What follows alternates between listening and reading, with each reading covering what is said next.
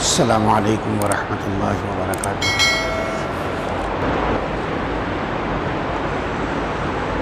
بسم اللہ الرحمن الرحیم۔ الحمد للہ رب العالمین، والصلاة والسلام علی سید الانبیاء والمرسلین، لا الہ الا اللہ الحلیم الکریم، سبحان اللہ رب العرش العظیم، الحمد للہ رب العالمین۔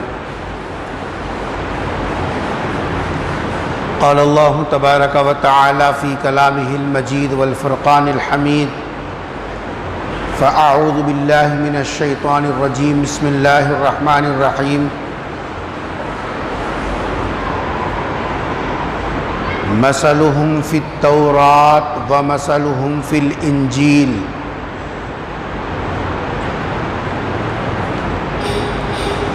قال النبی صلی اللہ علیہ وسلم، خیر امتی قرنی ثم الذین یلونہم ثم الذین یلونہم۔ قال اصحابنا نحب اصحاب رسول اللہ صلی اللہ علیہ وسلم وحبهم دین و ایمان و احسان۔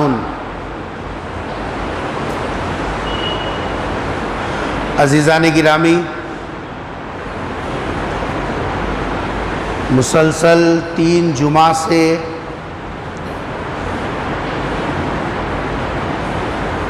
حضور اکرم صلی اللہ علیہ وسلم کی ذات عالی پر ایمان کیسے مکمل ہوتا ہے، آپ پر ایمان لانے کا کیا مطلب ہے، اور اس سلسلے میں کن باتوں کی رعایت رکھنی چاہیے، اس کی تفصیل آپ حضرات کے سامنے کی جا رہی تھی۔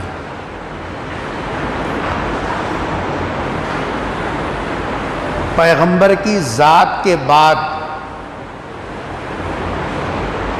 پیغمبر کی ذات کے بعد پوری دنیا میں اگر کوئی محترم اور مکرم جن کو ہم اونچا درجہ دے سکتے ہیں، اگر کوئی ہے تو وہ ہے صحابہ کرام کی جماعت۔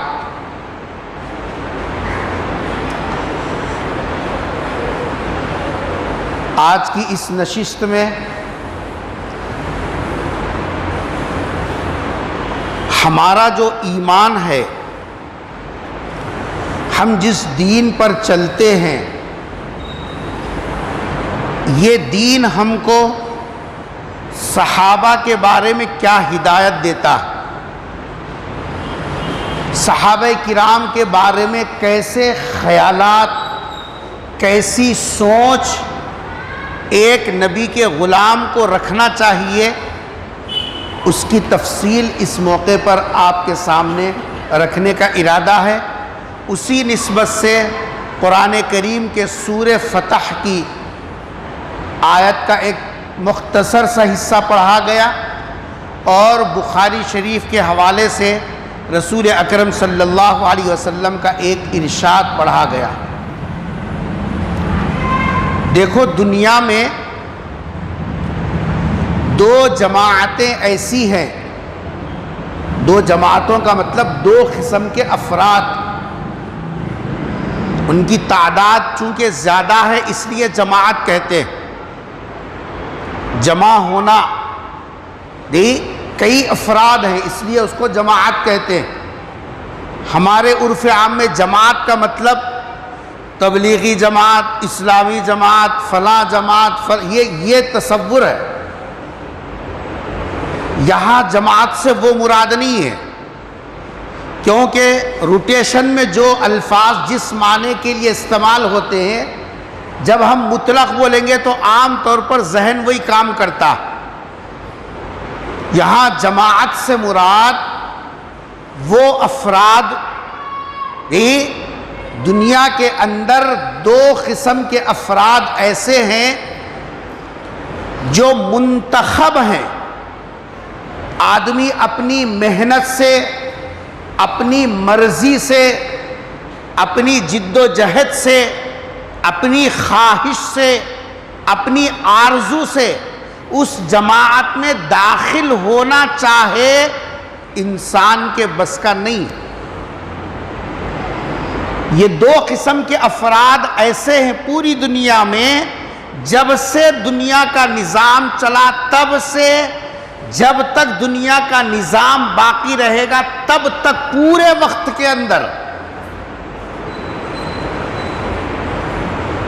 پہلے قسم کے افراد ہیں انبیاء علیہم الصلاۃ والتسلیم، نبیوں کا گروہ، نبیوں کی جماعت.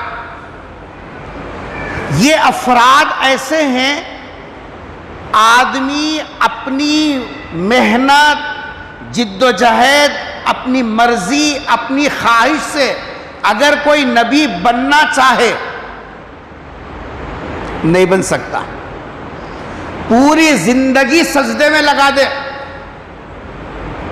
پوری زندگی سجدے میں گزار دے، نبی بن نہیں سکتا. اس واسطے کہ نبی بننے کی چیز نہیں ہے، یہ منصب نبوت عطائے الہی ہے.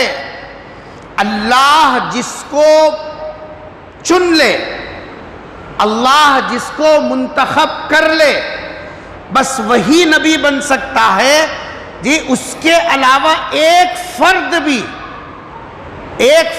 بھی نبیوں کے زمرے میں اپنی محنت اور مشقت سے ایک سیکنڈ کے لیے بھی پوری زندگی اللہ کی نافرمانی نہ کرے، پوری زندگی فرما برداری کرے، تب بھی وہ نبی نہیں بن سکتا.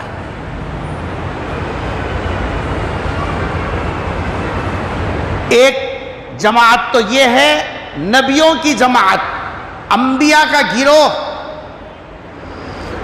اور دوسری جماعت ہے صحابہ کی. نبی کی صحبت کے لیے، نبی کی مجلسوں کے لیے آدمی اپنی مرضی سے صحابیت کے اندر داخل نہیں ہو سکتا. اللہ تبارک و تعالی مخصوص افراد کو نبی کی صحبت کے لیے چن لیتے ہیں اور منتخب کرتے ہیں. یہ دو جماعتیں ہیں، ایک انبیاء کی جماعت اور ایک صحابہ کی جماعت. ہم چاہیں پوری دنیا کے اولیاء، اتقیاء، جنید بغدادی، حضرت عبد القادر جیلانی رحمۃ اللہ علیہ، پورے ولی مل کر بھی صحابی کے مرتبے کو حاصل کرنا چاہے نہیں کر سکتے. کوئی ان سے ٹکر، جب یہ دونوں جماعتیں منتخب ہیں اللہ کی طرف سے، اپنی محنت سے نبی نہیں بن سکتا، اپنی محنت سے صحابی نہیں بن سکتا، اپنی مرضی سے نبی نہیں بن سکتا، اپنی مرضی سے صحابی نہیں بن سکتا. اللہ جن کو جی صاحب یہ فضیلت، یہ شرف دے، بس وہی بن سکتا. انبیاء علیہم الصلاۃ والتسلیم کی جماعت سے متعلق تفصیلات مسلسل پچھلے 3 جمعہ سے بھی آپ کے سامنے آ رہی ہے، اور اس سے پہلے بھی مواقع پر آپ کے سامنے آ گئی. یہ جو جماعت صحابہ ہے، دوسری جماعت صحابہ،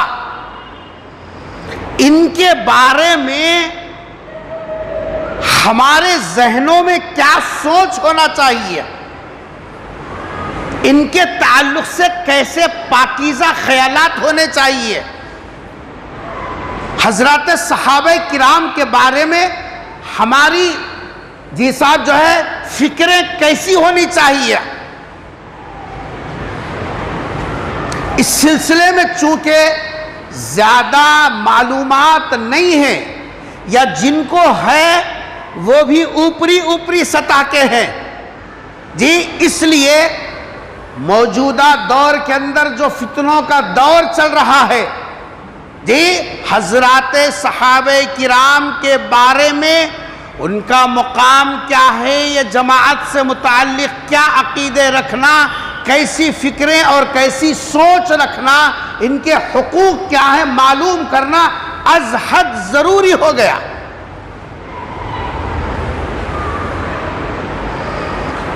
میں نے خطبے میں اہل السنت والجماعت کے عقائد میں سے ایک عقیدہ آپ کے سامنے پڑھا، نحب اصحاب رسول اللہ،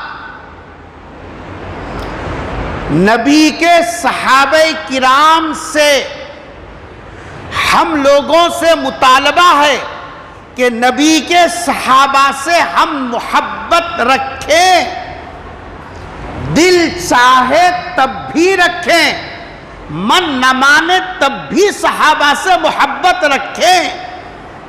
کیوں؟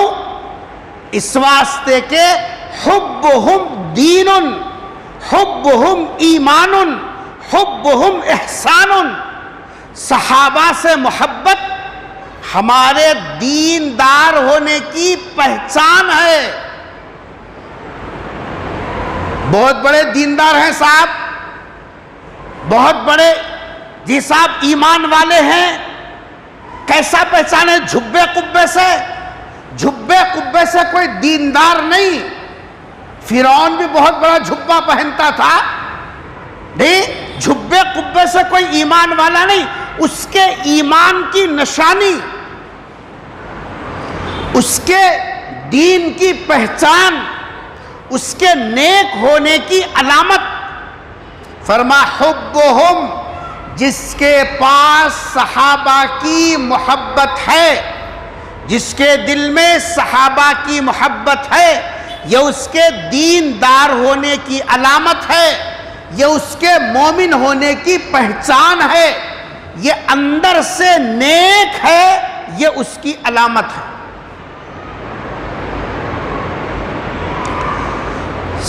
صحابہ کرام سے متعلق ہمارے دل میں محبت کا پیدا کرنا ہماری ذمہ داری میں شامل ہے۔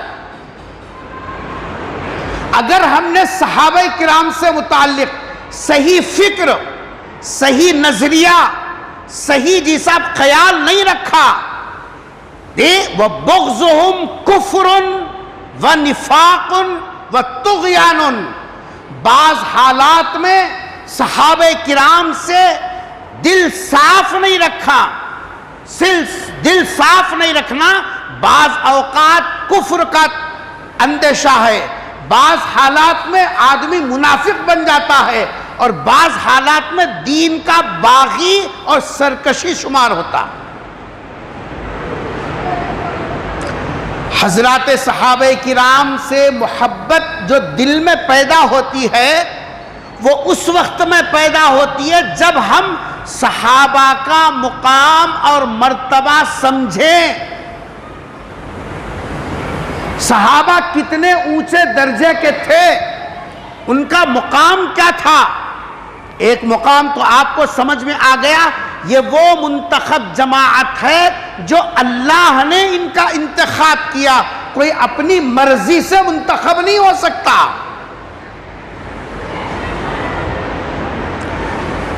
صحابہ کرام سے محبت پیدا کرنے کے لیے ان کا مقام، ان کی خصوصیات کو جاننا ضروری ہے۔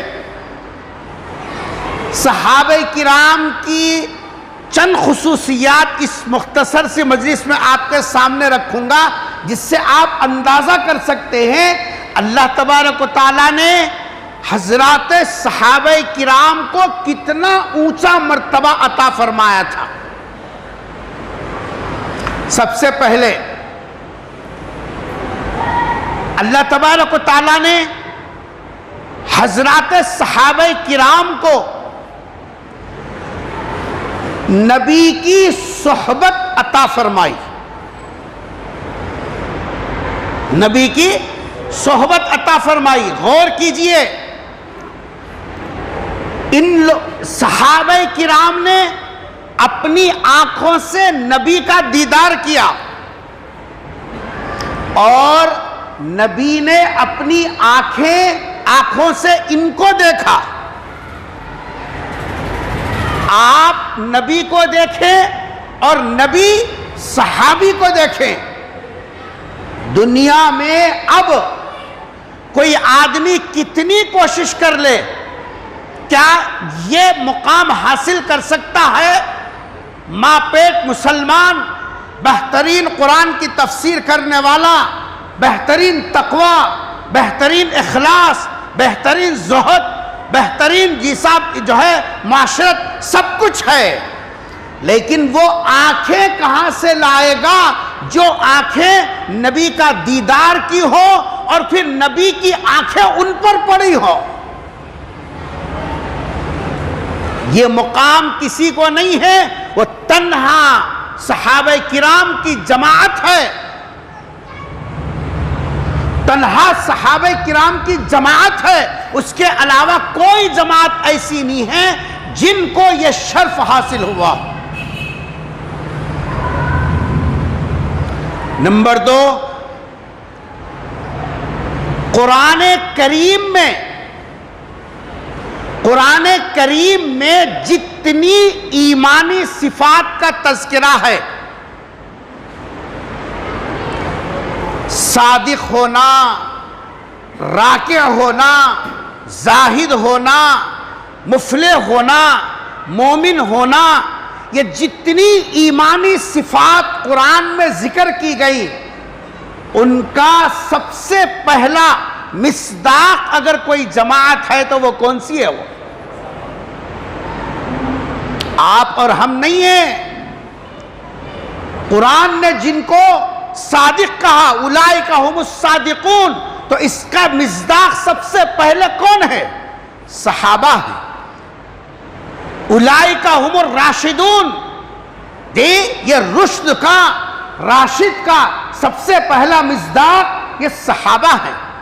اولئک هم المفلحون، اس کا مصداق سب سے پہلے صحابہ ہیں.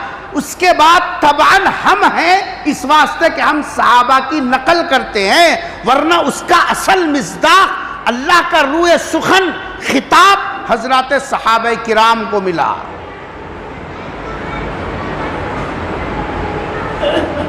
یہ شرف کسی اور جماعت کو حاصل نہیں ہے.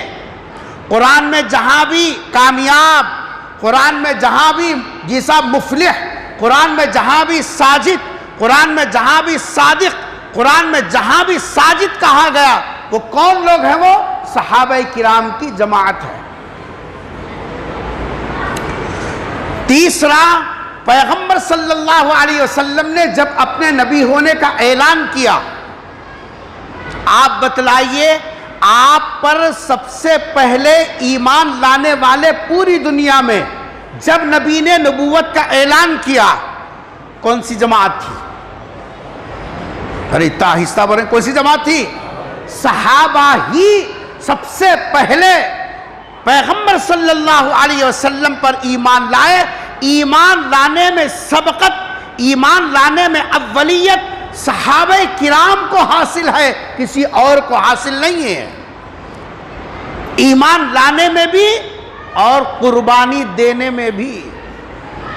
اس لیے میں نے کہا اللہ نے حضرات صحابہ کرام کو نبی کی صحبت کے لیے بھی منتخب کیا اور نبی کی نصرت کے لیے بھی ان کو منتخب کیا. کیسی نصرت تصور نہیں کر سکتے، کیسی صحبت تصور نہیں کر سکتے. حدیث میں آتا ہے پیغمبر صلی اللہ علیہ وسلم کی مجلس لگی ہوئی، حضور اکرم صلی اللہ علیہ وسلم اچانک اٹھ کر چلے گئے.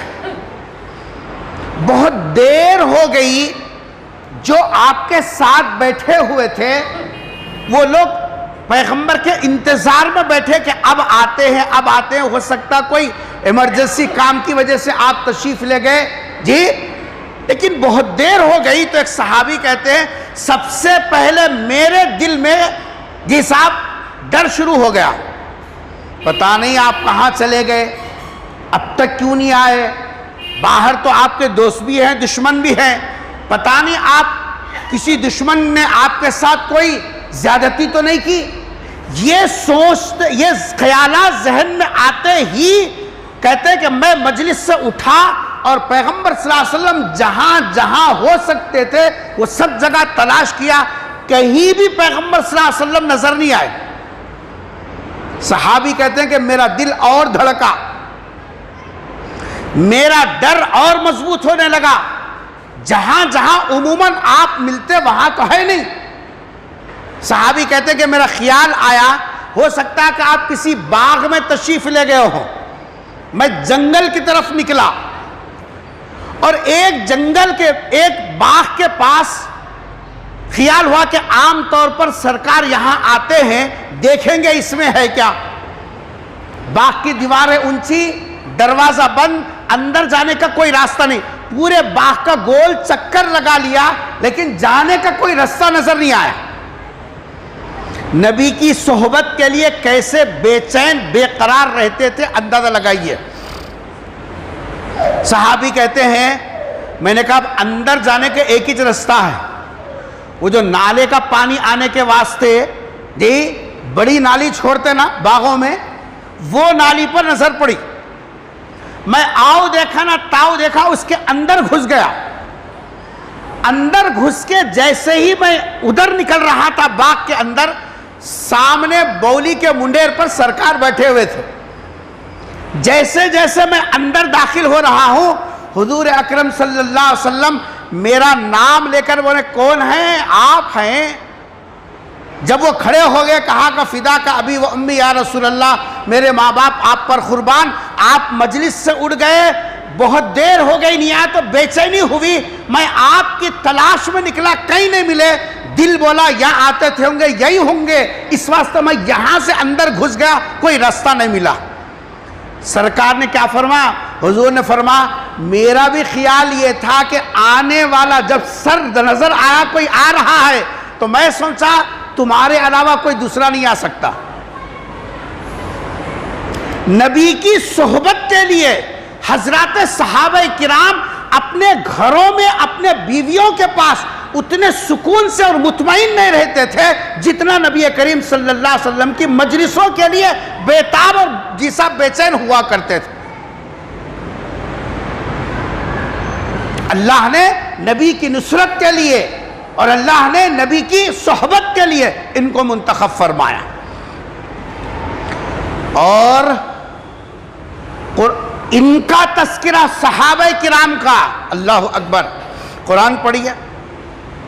ہم نے تو قرآن بس مردوں کے لیے رکھا ہے، جب ہم مردہ بنیں گے تب کوئی زندہ توفیق ہوگی تو پڑھے گا، ہم تو زندگی میں پڑھیں گے نہیں، کسی دوسرے کے لیے رکھ چھوڑا ہے۔ بیٹا پڑھیں گا، انہیں کون کا پڑھتا ہے، کس کا اس کو مشکل ہے۔ ہم سمجھ رہے ہیں اولاد پڑھتی ہوں گی، بلکہ 4 دن میں کھا کے ہاتھا پوٹ لیتے بس ختم، تم گئے تمہارا دیکھ لو، کوئی بھی پوچھنے والا نہیں ہے۔ ہم ہوں گے، ہمارا عمل ہوگا قبر میں۔ جب تک پیسے ہے، باپ کی جائیداد ہے، تب تک کبھی کبھار یاد کریں گے، اس کے بعد گیا، کوئی پوچھ کے دیکھنے والا نہیں ہے۔ حالانکہ یہ قرآن ہم جیسے زندوں کے لیے ہے کہ پڑھو، اس میں عبرت حاصل کرو، رہبری حاصل کرو۔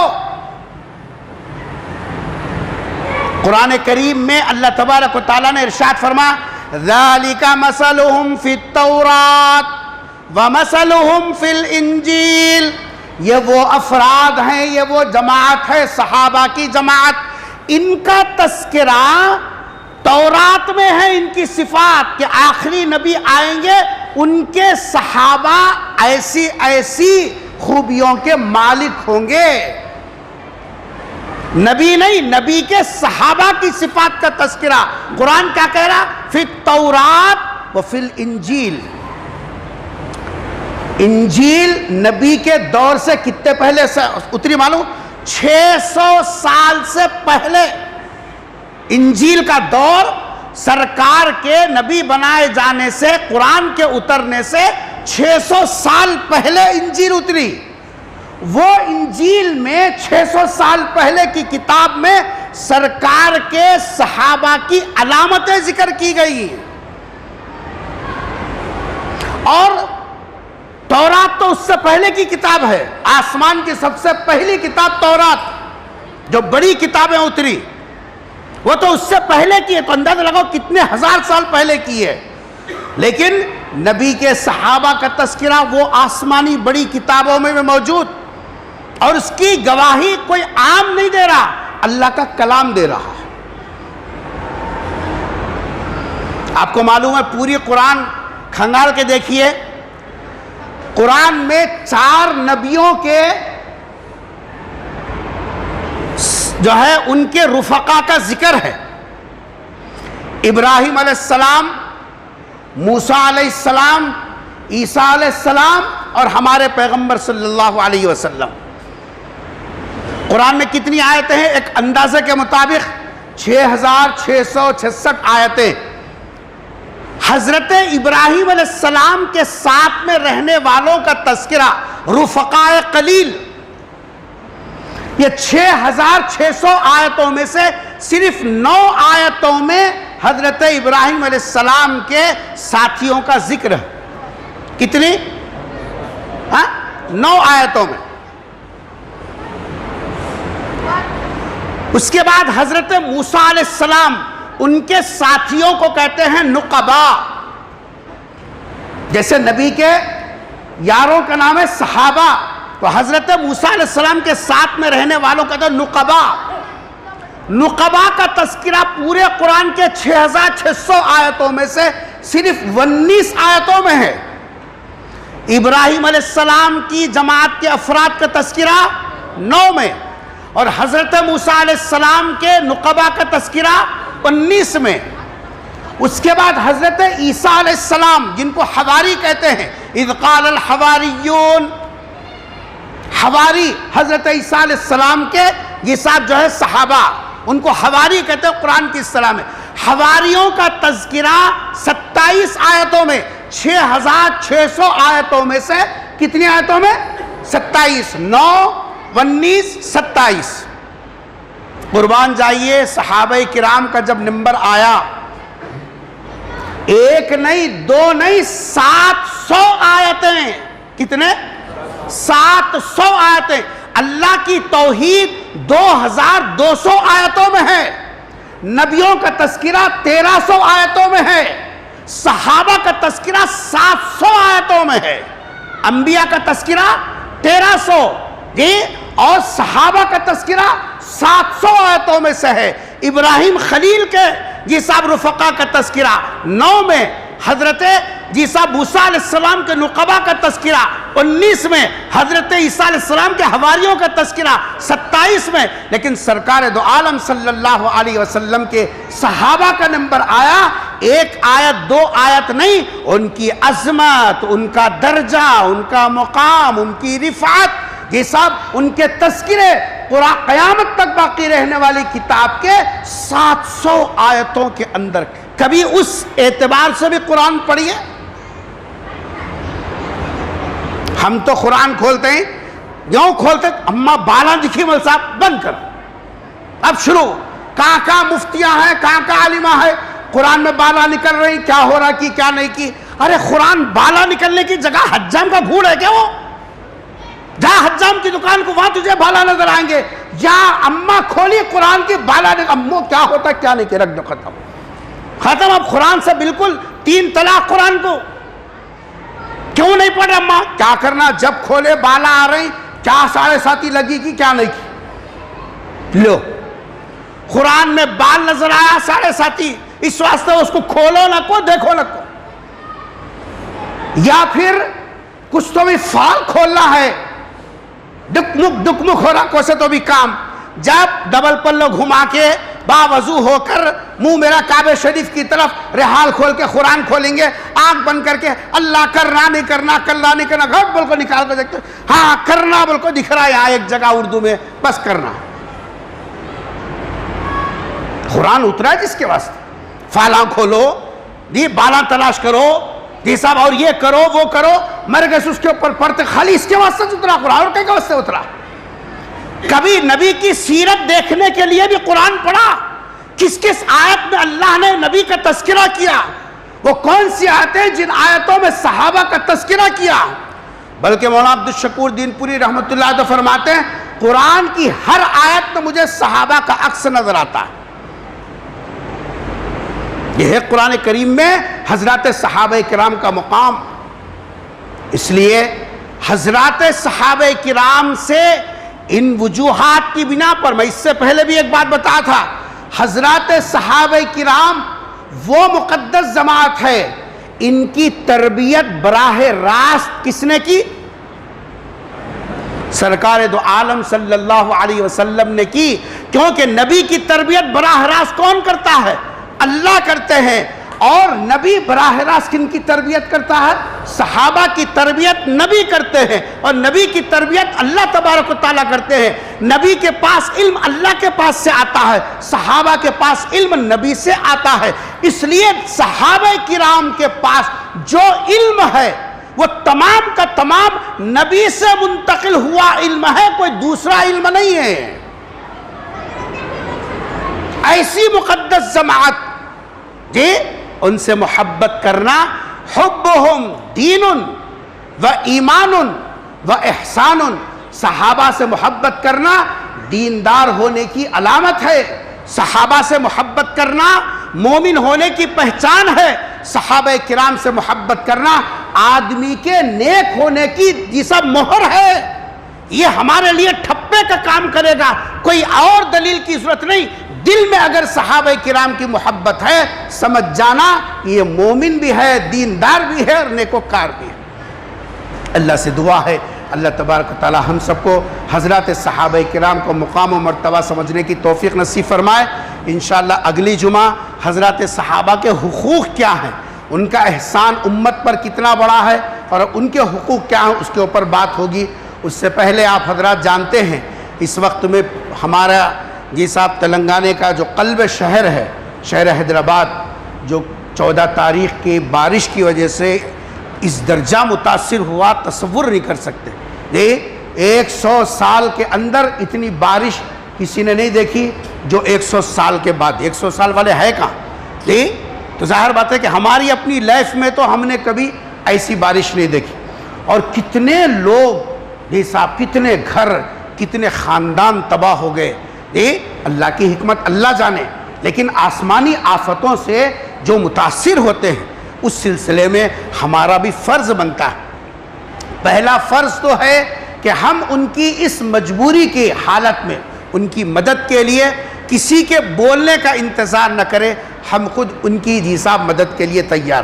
کیوں؟ ہمارے بھی تو رشتہ دار ہیں وہاں، ہمارے ملنے جھلنے والے ہیں، ہمارے دوست و احباب ہیں، کاروباری تعلقات ہیں، رشتہ داریاں ہیں، ملنا جھلنا ہے. کتنے دعوتوں میں ہم جا کے آئے، کتنے لوگ ہمارے جان پہچان کے ہیں، کیسی کیسی مصیبتوں میں. 15 فٹ پانی، 8 فٹ پانی کے اندر 2 دن کے بعد بھی ابھی تک ہے.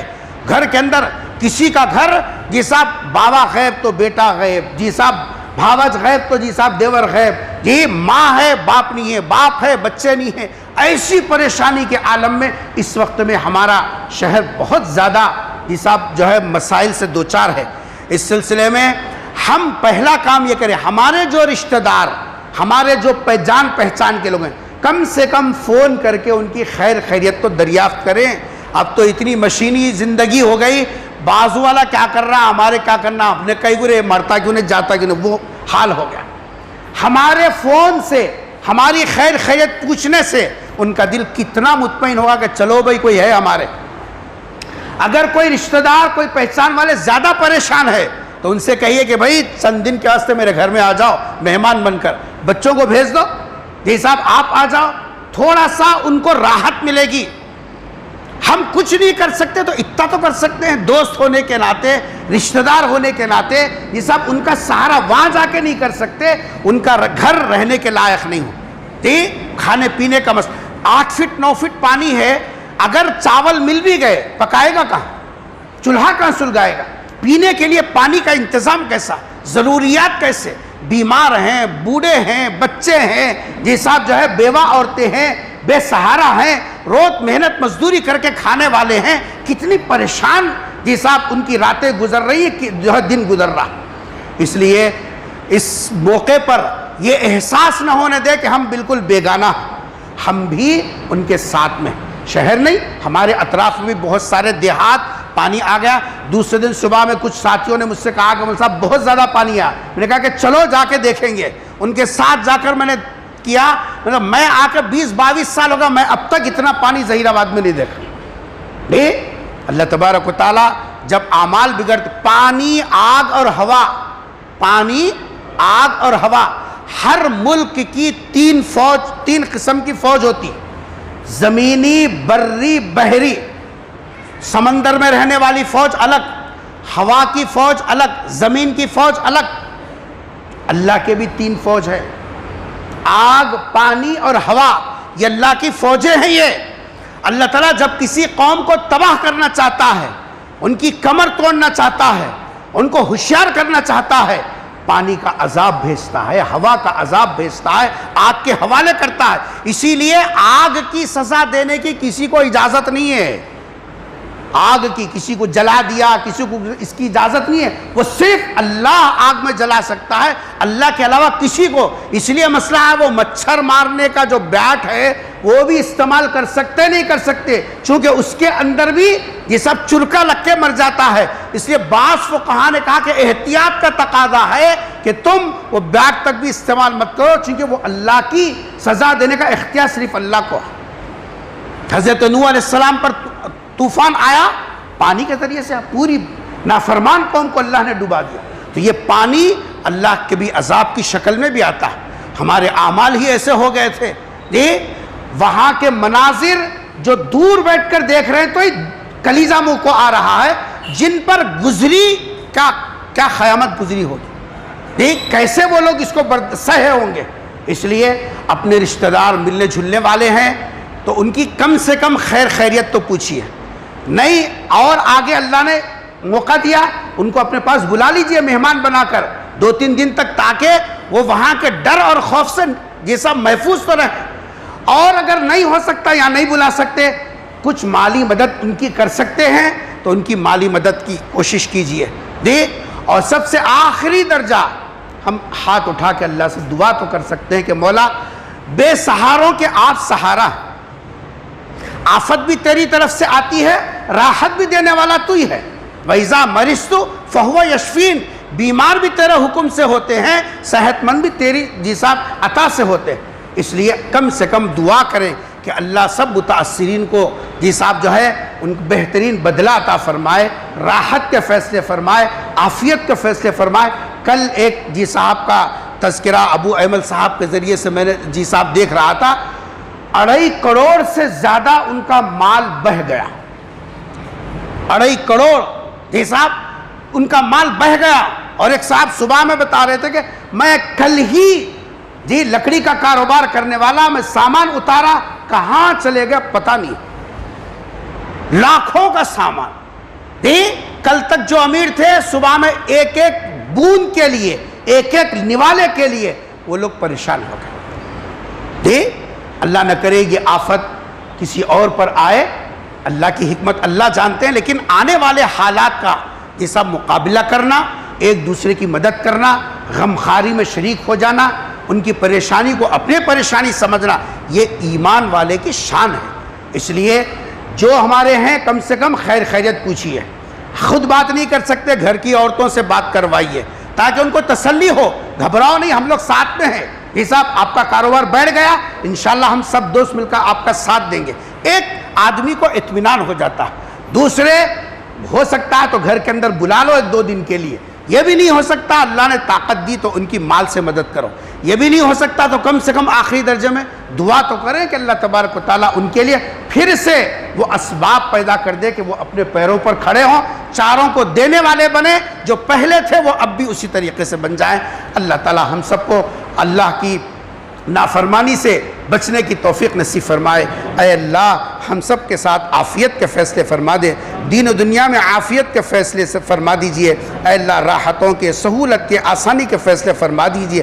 اے اللہ تیرے قہر سے، تیری پکڑ سے، تیرے عذاب سے اے اللہ ہم پناہ چاہتے ہیں۔ اے اللہ ہم تیری پکڑ کا تحمل نہیں کر سکتے۔ اے اللہ حیدرآباد کے اور موجودہ بارش سے اے اللہ جو متاثرین ہیں جہاں جہاں، اے اللہ ان سب کے حق میں اے اللہ آپ جو ہے ان کا سہارا بن جائیے۔ ان کے اے اللہ آرام کے اور سہولت کے فیصلے فرما دیجئے۔ جو مرحومین ہیں اے اللہ ان کو اے اللہ بہترین بدلہ عطا فرمائیے اور ان کے قبروں کو نور سے بھر دیجئے اور ان کو متعلقین کو صبر جمیل عطا فرما دیجئے۔ رب اغفر وارحم وانت خیر الراحمین۔ سبحان ربک رب العزت عما یصفون وسلام علی المرسلین والحمد للہ رب العالمین۔